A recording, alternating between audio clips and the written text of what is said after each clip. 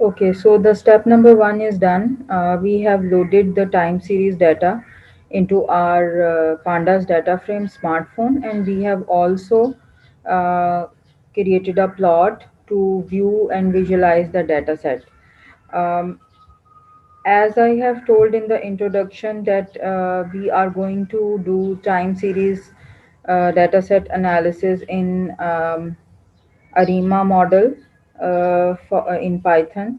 So for and ARIMA model needs stationary data, and stationary data is a data where the variance and the mean are constant over the period of time, and it is easy to predict future values, and it is easy to forecast if the data is somewhat stationary. So the first step is to check whether the data is stationary or not. So if the data is not stationary, then we need to make it stationary so that we can apply and implement a RIMA model. And for this, we are going to use a statistics model through which we can easily calculate the stationarity of our data set. Of all, we are going to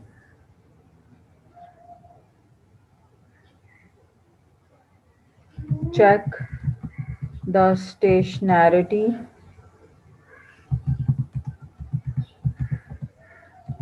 of data using stats models, and if in case the data is not stationary, because usually the data is not stationary in real world, the data set stationary.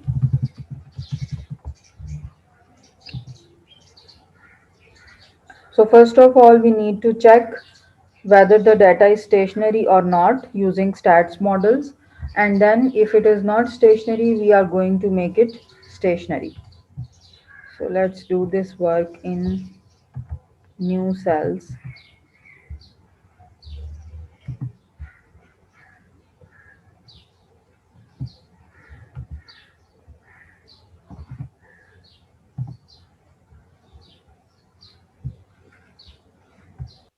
Check, we are going to use augmented Dickey-Fuller test, and this test will uh, show us that our data is stationary or not.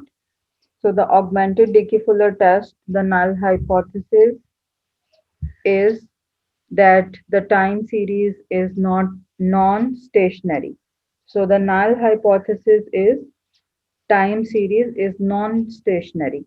So we will use Dickey-Fuller test, and it will let us know that the null hypothesis is rejected or accepted.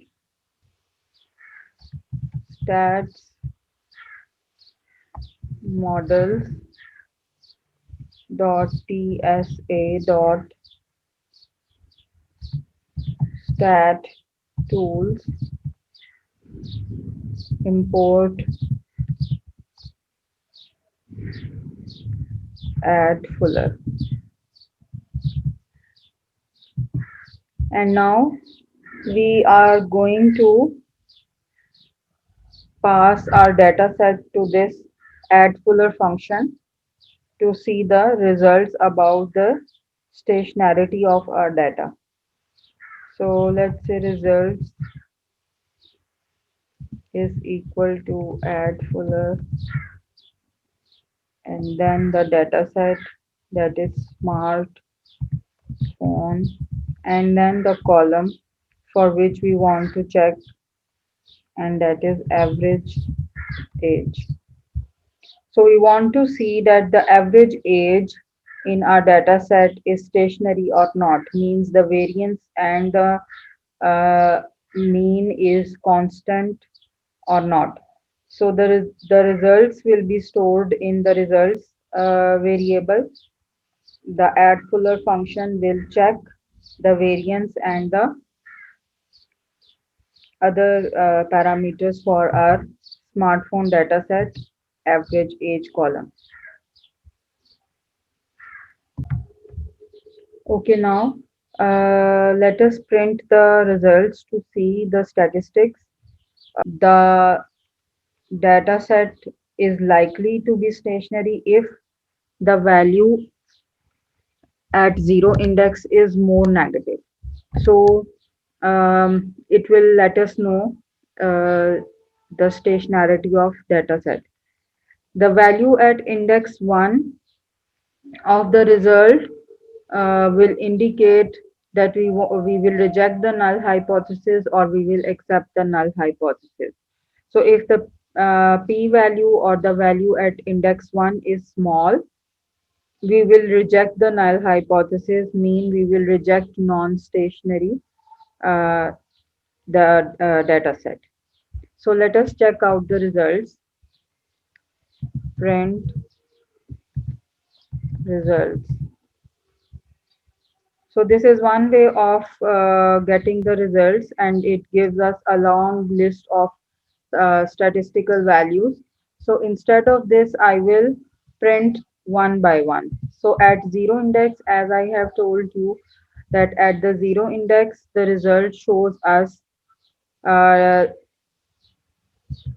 if it is more negative, it means the data is likely to be stationary. So if it is more negative means more likely to be stationary. So it is minus 4.512.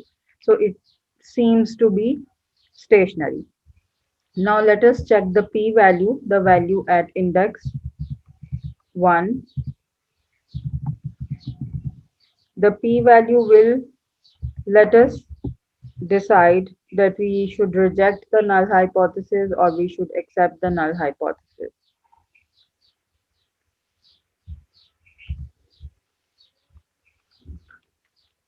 So the p-value is 0.001.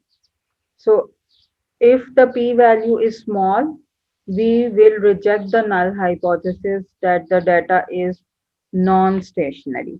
So this value also indicates that the data is little bit stationary.